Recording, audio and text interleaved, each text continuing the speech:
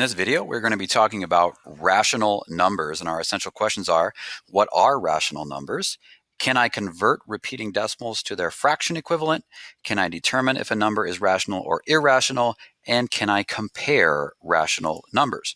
So first of all, what are rational numbers?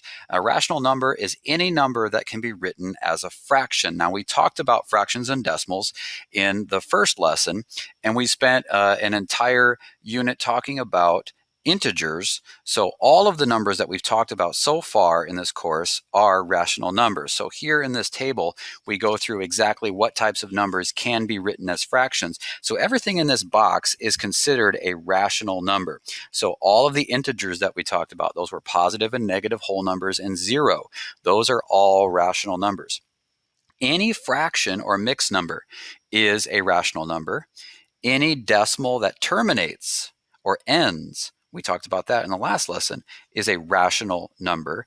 And any repeating decimal is a rational number. We talked about repeating decimals in the last lesson as well. So all of those numbers are rational numbers. So get a visual here of the types of numbers we've been talking about. Again, starting with the most basic counting numbers here, those are called the natural numbers. If we include zero, now we have the whole numbers. Then we include the whole numbers in their opposites. We have integers. And now we include all of these fractions and decimals that terminate or repeat or mixed numbers. And now we have the whole set of rational numbers. So these are the numbers that we're going to be talking about today. So how do you write different types of numbers as fractions? Well, in the last video, we learned how to write decimals as fractions, and that was read it, write it, reduce it. So how do you write these types of numbers as fractions? How do you write a mixed number as a fraction because it's a whole number and a fraction part? Well, if we can think of this 6 1/6 as a fraction, 6 whole would be 36 sixths. Plus one more sixth is 37 sixths. So this is 6 1/6 written as a fraction. That tells me that it's a rational number. It can be written as a fraction, 37 sixths. We call that an improper fraction, but it's 6 1/6 written as a fraction. So here is an integer, negative 23. How do you write negative 23 as a fraction? Well, you may know we can just put any whole number or integer with a denominator of 1 that can be written as a fraction. So that shows us that negative 23 is a rational number. It can be written as a fraction. And then here again, we have another mixed number. So 4 whole would be how many thirds? 4 whole is 12 thirds plus the 2/3 part in the fractional is 14 thirds as a fraction. So 4 2/3 is 14 thirds written as a fraction. So all of these numbers can be written as fractions. So that tells me that they are rational numbers. If we have the ability to write something as a fraction, it is a rational number because rational comes from the word ratio or fraction. So just a side note here on the calculators that we're going to be using, if we're going to be using these to type in fractions and mixed numbers and all of these types of rational numbers, how do you do that? Well, there's an ABC button located right there on the calculator. That is your fraction button, and we're going to use that to type in fractions. So what you need to do is type the numerator first, then you press that button, and then press the denominator. So if I wanted to type, for example, the fraction 3/4 on the calculator, it'll look like this. I would type 3, then I would press this ABC button, and it's going to show up like a little backwards L on the calculator screen, and then 4. That's what 3/4 looks like on our calculators. If I wanted to make a mixed number, 1 3/4, I would type a 1, I would press the ABC button, a 3, then I would press the ABC button again, and then a 4. That's what 1 3/4 would look like on the calculator. And then if you ever get an answer, or you're adding rational numbers together later on or subtracting rational numbers, and something like this pops up, I believe that's what it looks like on the calculator.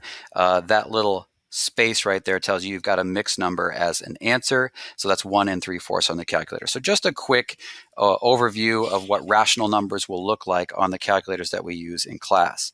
So what if I have a repeating decimal?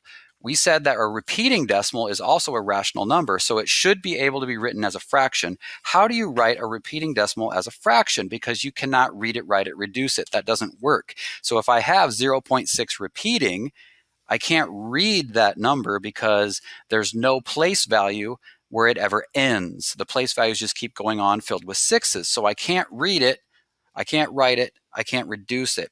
So how do you convert a repeating decimal to a fraction? Well, there's a little trick, and we're going to use nines in the denominator to do that. Nines will always produce a repeating decimal, so we can write repeating decimal with a denominator with nines in it. So here's how you do it. The first thing you do is the digits that repeat go in the numerator. So anything that is repeating, that's what you put in the numerator. The number of digits that repeat determine how many nines go in the denominator. So if one digit repeats, then 1 9 will go in the denominator. If 2 digits repeat, then 2 9s will go in the denominator. If 3 digits repeat, 3 9s will go in the denominator, so on and so forth. And then lastly, we just simplify the fractions. So I've got a few examples here of repeating decimals, and we're going to write these as fractions in simplest form. 0.6 repeating. So the digit that repeats is a 6. That's going to go in the numerator. And only one digit repeats, so I'm going to put 1 9 in the denominator. 6 ninths. Now this fraction reduces to 2/3. So 0.6 repeating is 2/3 as a fraction in simplest form. And if you do 2 divided by 3 and you convert this fraction back to a decimal, you will get 0.6 repeating. So that's how you turn a repeating decimal into a fraction. Looking at the next one, 0.42 repeating. Here we have 42 that repeats, 42, 42, 42. So the 42 repeats, that's 2 digits, 2 numbers repeat. So I'm going to put 2 9s in the denominator. 42 99ths, 42 99ths. And this will simplify. These are both divisible by 3. And you get 14/33 as a fraction in simplest form. So 42 repeating, 0.42 repeating is 14/33 as a fraction in simplest form. So we can see that we can write these numbers as fractions, and that's what makes them rational. We can write them as a fraction. So looking at this next one, we have -3.85 repeating. Well, I know this is going to be a mixed number. -3 and what? Well, the 8, 5 are the 2 numbers that repeat. That goes in the numerator. And 2 numbers repeat, so I'm going to put 2 9s in the denominator. And that is actually in simplest form. 85/99 does not repeat, so I'm going to leave it like that. And then we saw that we can turn a mixed number into a fraction, but I'm not going to do that here. But we can just show that we can convert this to a mixed number that is a rational number. So you might be thinking, well, if I can turn terminating decimals into fractions, I can turn repeating decimals into fractions, I can turn mixed numbers into fractions, I can turn whole numbers into fractions. Can't I turn everything into a fraction? Isn't everything a rational number? Actually, no. So what types of numbers cannot be written as fractions? Decimal values that do not repeat or terminate cannot be written as fractions, and they are called irrational. That means not rational. So here are some examples of numbers that would never be able to be written as a fraction. And this one you might be most familiar with, and that's pi. That's 3.141592, so on and so forth. That pattern never repeats and it never ends. So there's no way we can read it, write it, reduce it. And there's no way we can put what repeats in the numerator because it never repeats. So this would never be able to be turned into a fraction. Pi is an irrational number. Here's another example, 0.1234567891011121314, so on and so forth. That pattern would go on forever without repeating. It would not repeat. It would not terminate. That number is an irrational number.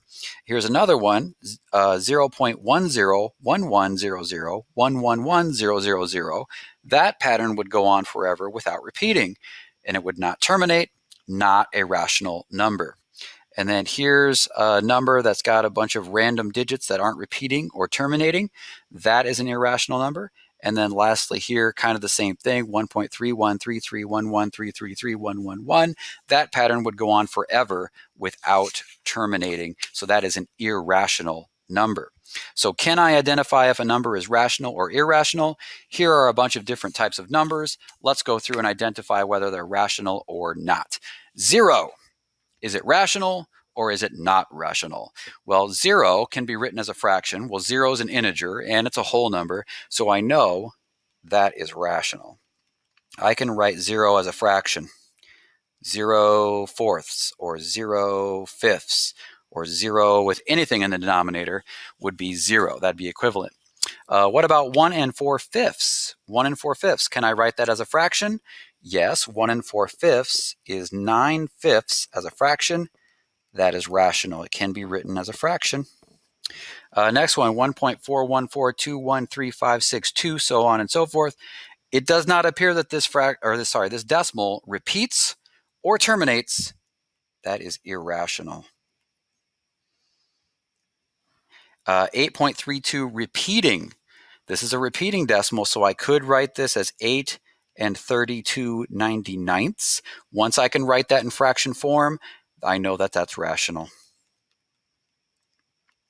Up here, the number 5. 5 is a whole number. I could write that as a fraction. I could write that as 5 over 1. I could also write it as 10 halves, or I could write it as 15 thirds.